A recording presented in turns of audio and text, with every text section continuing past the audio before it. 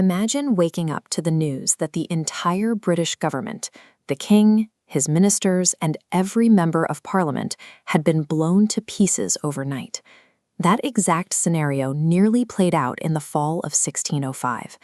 It remains one of the most audacious, high-stakes conspiracies in British history, the Gunpowder Plot.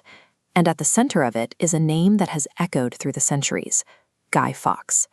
But to see how a small group of men came within inches of decapitating an empire, we have to look at the religious tensions that pushed them to the brink.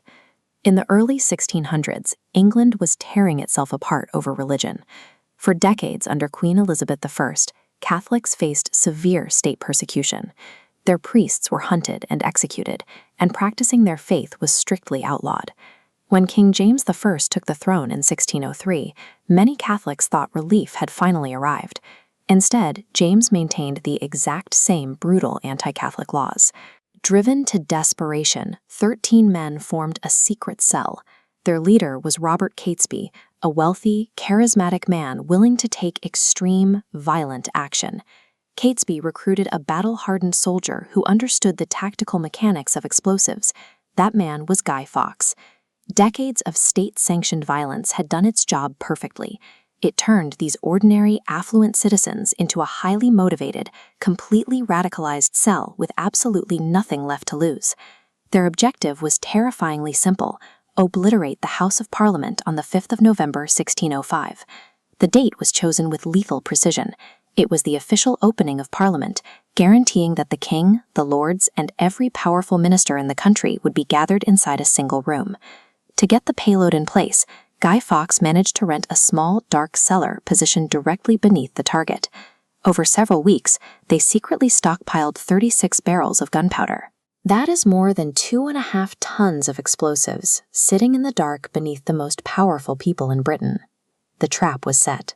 All it required was one spark to erase the British monarchy entirely. But on October 26th, the perfect plan hit a snag. A mysterious, anonymous letter was delivered to a Catholic nobleman named Lord Montague. The letter contained a specific, urgent warning. It told Montague to stay away from the opening of Parliament, because the attendees would receive a terrible blow. Instead of quietly saving himself, Lord Montague took the warnings straight to King James.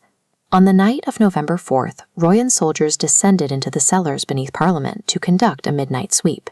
There, in the pitch black, they found Guy Fawkes. He was standing next to the barrels, lantern in one hand, matches in the other, just hours away from lighting the fuse.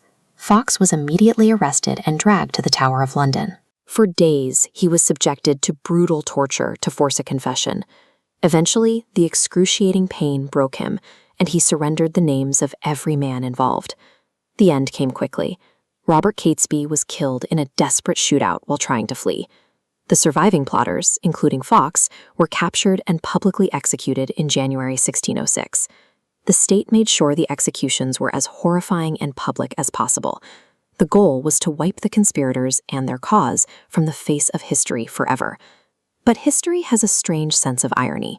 Instead of forgetting the plot, Britain actively remembers the survival of the king every single year on November 5th.